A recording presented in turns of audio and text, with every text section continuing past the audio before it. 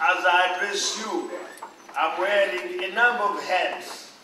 One as the current chairman of Commonwealth, and another as an African leader with some experience in steering development efforts in Uganda and the Great Lakes region of Africa.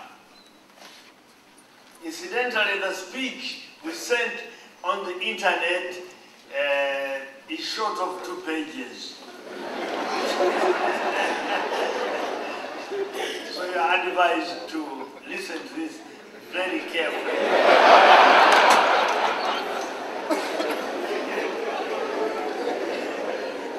And I wanted also to point out that I've come with my dear wife, Apolo Nsibambi. Esther, can you stand up here? So I'm gender sensitive.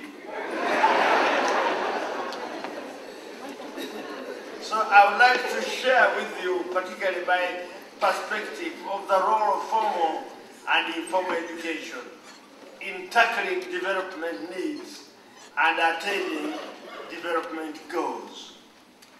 I would like to restate what I said in my opening speech during CHOGM 2007. I appreciate the sizable human resource we have in the Commonwealth. We have about 2 billion people in the Commonwealth, which is 1/3 of the world population. It is indeed a big potential resource for development. However, if you are to unleash this potential, there is need for accelerated and equitable access to quality education for all eligible citizens of the Commonwealth countries.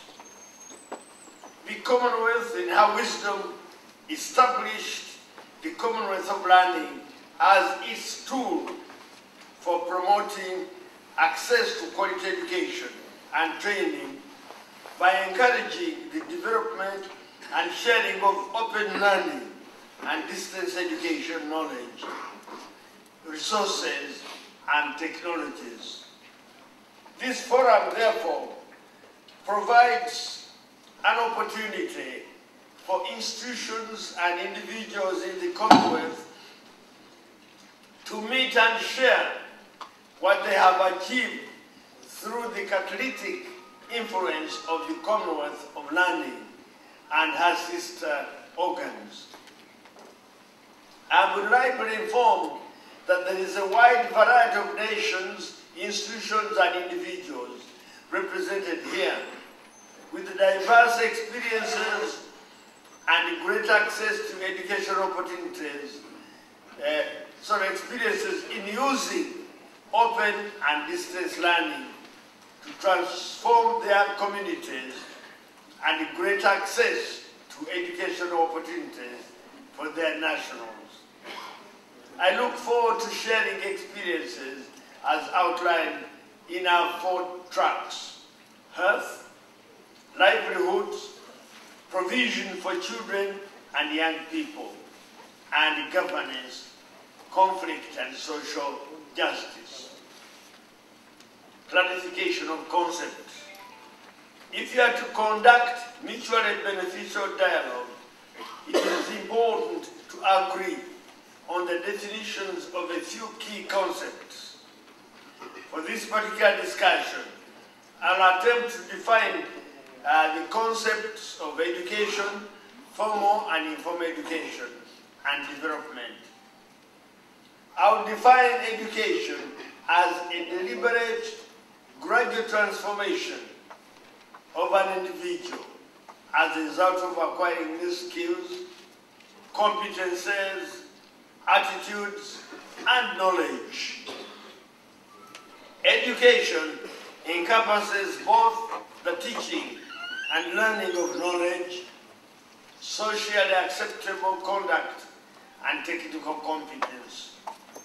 Holistic education should therefore focus on the cultivation of skills, trades or professions, as well as mental, moral, and aesthetic development. Formal education is organized teaching and learning, often carried out at institutions of learning and leading to certification. Informal education does not have a standard structure, neither does it occur in a particular institution of learning, nor does it give a formal certificate. Lying somewhere between formal and informal education is non-formal education, which can be broadly defined as a formal acknowledgement of learning and training that takes place outside recognized educational institutions. Regardless of the differences between the two forms of education, the aim of all education is to transform the learner through the acquisition of new skills, competences, attitudes, and knowledge.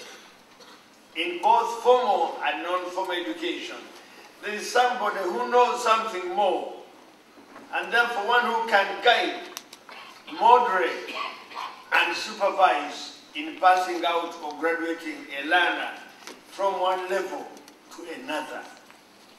This forum needs to recognize the importance of informal and non-formal education. I come from a family of cattle keepers.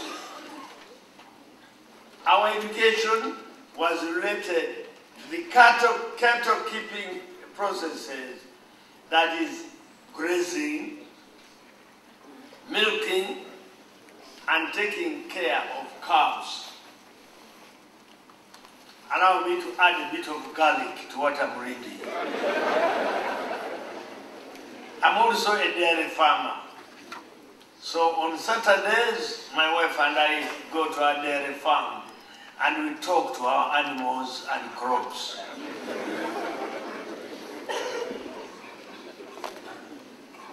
In Uganda, there are communities that relied on finger millet as the main source of livelihood.